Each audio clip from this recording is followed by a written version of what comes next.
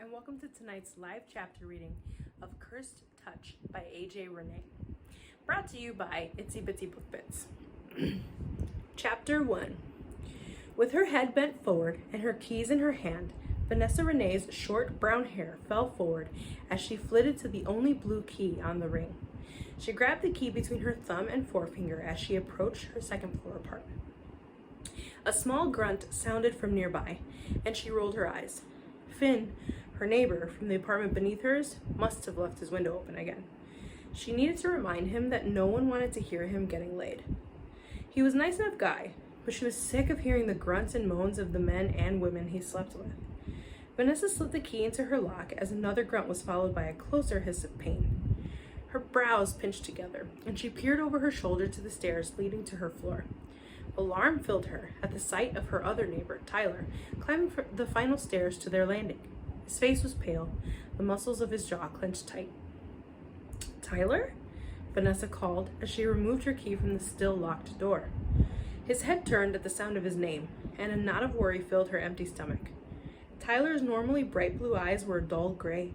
His lips were pulled into a thin line, and beads of sweat peppered his forehead. He gave her a dismissive wave and stumbled with his next step. Vanessa shoved her keys into her jean pocket and rushed to him. "Hey, what's wrong? What happened?" she asked, searching his face for clues. Her eyes moved down his body, rounding when they met his torn and bloody jeans. "Whoa, it's just a dog bite. I gotta go clean it," he said and hissed. Vanessa shook her head. No. That looks awful, Tyler." "Yeah, well, it feels worse. Promise I'll be okay," he said, and took another step in the direction of his apartment. She put a hand to his chest before lowering to a knee for closer inspection. Staring at the jagged wound, she pulled out the small pack of tissues she had slid into her hoodie pocket earlier that day. She carefully dabbed around the bite, and her eyes darted up and noted his pinched lips and shut eyes. The bite was inflamed, and his blood was not showing any signs of clotting. His jeans were soaking it up, but soon there would not be anywhere else for it to go. "What kind of dog did this?" she asked, envisioning a monstrosity with elongated fangs. Tyler mumbled unintelligibly, but she thought she heard him mentioning his herbs.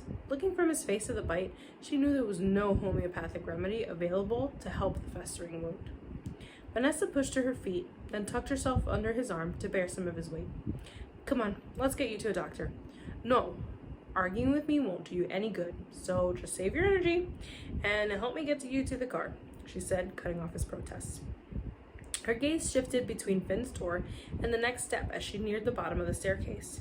It was her luck that the one time she could use his strength, he was nowhere to be found. After what felt like forever, Vanessa managed Tyler down the stairs without breaking either of their necks. He floated in and out of consciousness, which only made the process scarier and harder. She debated reaching into her back pocket and calling 911 a few times, but if Tyler was like her, he wouldn't be able to pay the cost of an ambulance. By some miracle, she got him down from their floor and all the way to her car. She pulled the seatbelt across his chest, her heart pounding with the workout it received, and gave the injury one last glance before shutting the door and rounding the car.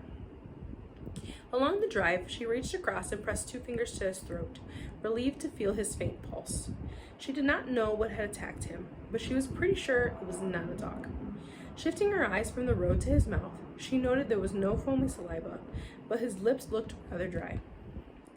"Do humans even get foaming mouths from rabies?" she muttered to herself as the hospital appeared in the distance. Vanessa pulled her lower lip in and chewed. It was a nervous habit of hers when she faced a puzzle.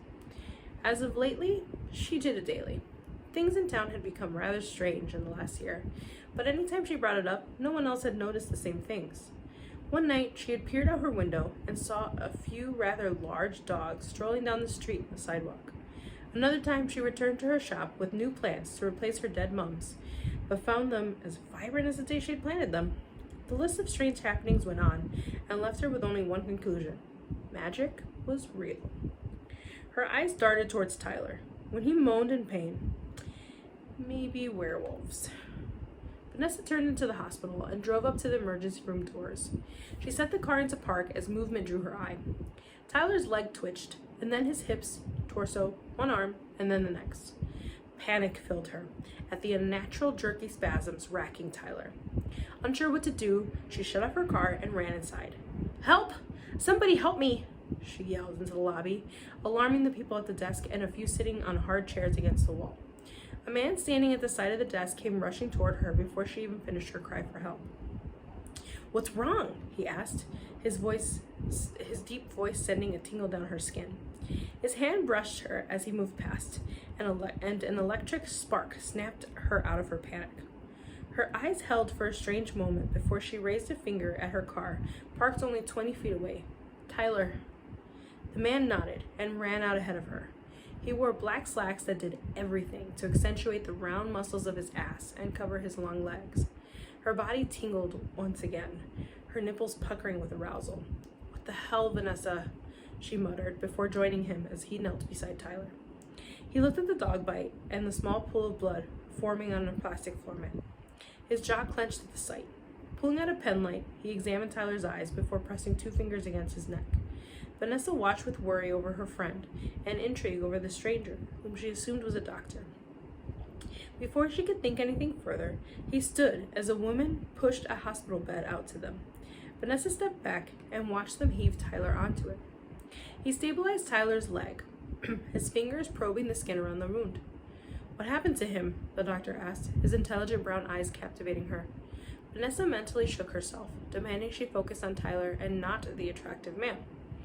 "I don't know. He says a dog bit him, but that looks putrid. As I pulled up, his body began convulsing. He also lost consciousness on the way here." "Are you family?" a woman in scrubs asked as Tyler disappeared with the mysterious doctor at his side. Vanessa shook her head. "He is a friend." It was not entirely a lie, and she probably knew Tyler the best out of her neighbors. He was a nice guy, and they chatted briefly whenever they were outside at the same time. The woman nodded. "Why don't you sit over here, and when we know more, someone will come get you." It was formed in a question, but Vanessa knew it was more of a statement. "Okay, but let me move my car first." Vanessa wiped the sweat off her brow as she returned to her car. She was suddenly wiped and ready for a nap. She slid into her car and released a heavy sigh. Whatever had bitten Tyler needed to be put down before it killed somebody.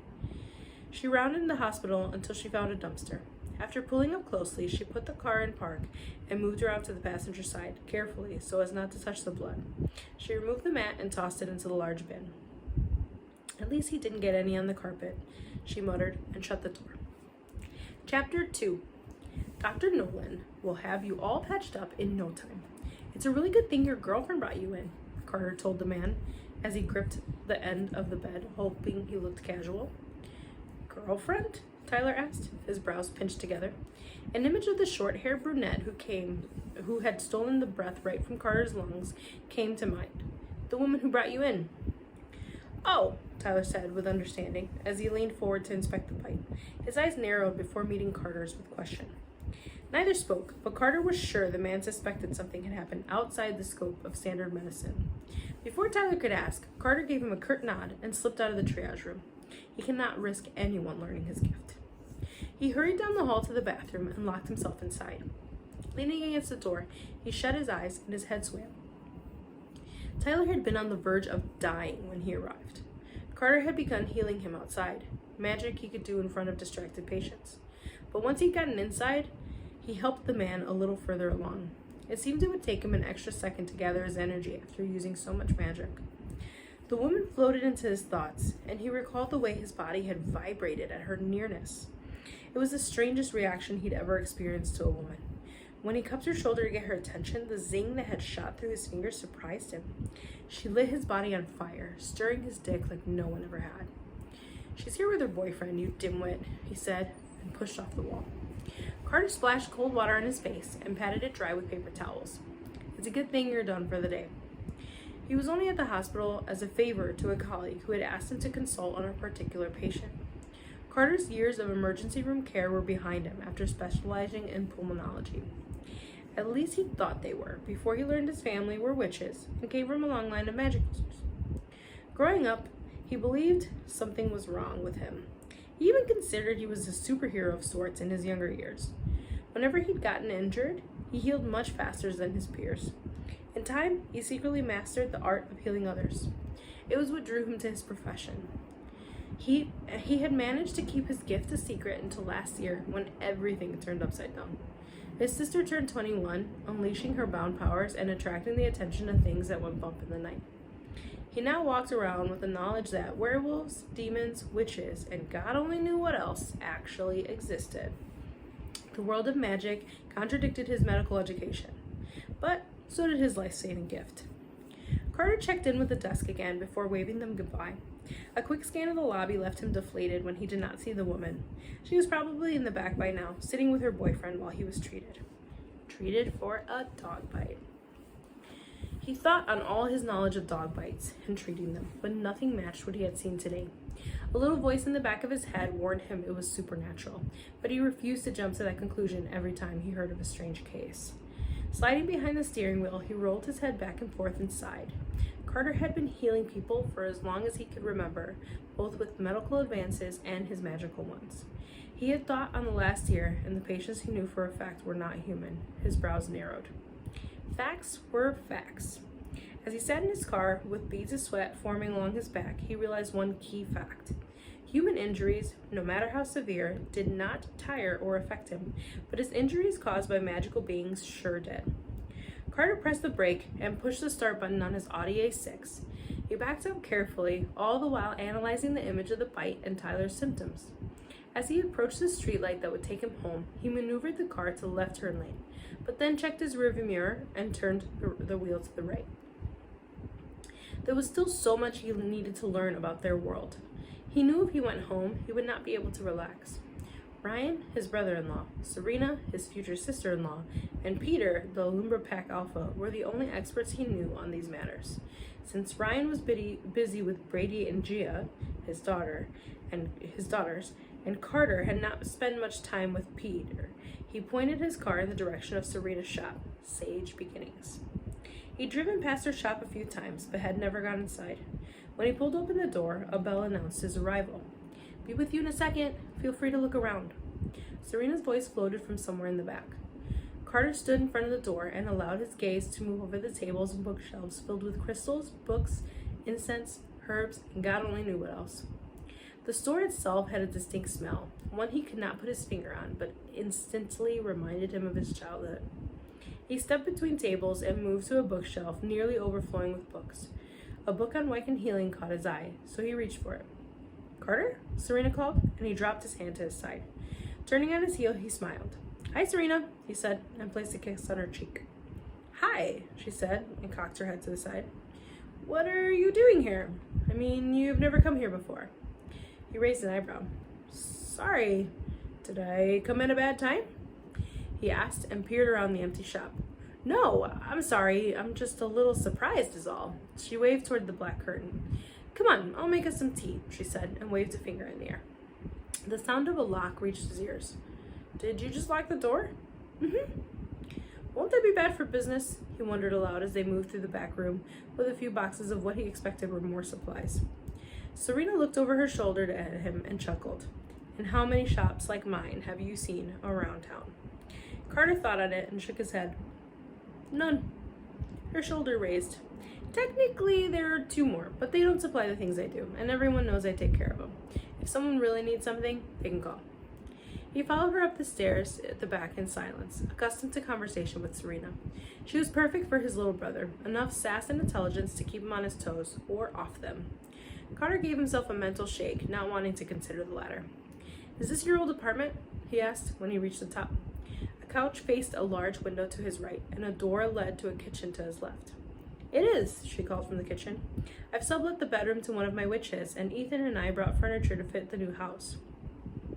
His cheeks warmed. "Sorry, I haven't been by to see it." Serena chuckled. "You're allowed to have a life, Carter. Maybe then you too can get hit with the love bug." His mind flitted to the women earlier, and his heart, the traitor, sped at the thought. He slid a finger between his neck and button-down shirt. When the tea kettle on the stove whistled, he realized he'd become lost in his thoughts. A moment later, Serena handed him a hot mug of tea. "Now, you want to tell me the real reason you came to see me?" she asked with a wave toward the couch. Carter settled down, holding the mug between his hands as he gathered his thoughts. "Today, a patient was admitted to the ER, and I happened to be there when his girlfriend brought him in. He was unconscious and, frankly, minutes from death. Sabrina's brows pinched together, but she remained silent. She claimed he'd been bitten by a dog, but everything he experienced was wrong. Serena nodded. You don't think it was a dog?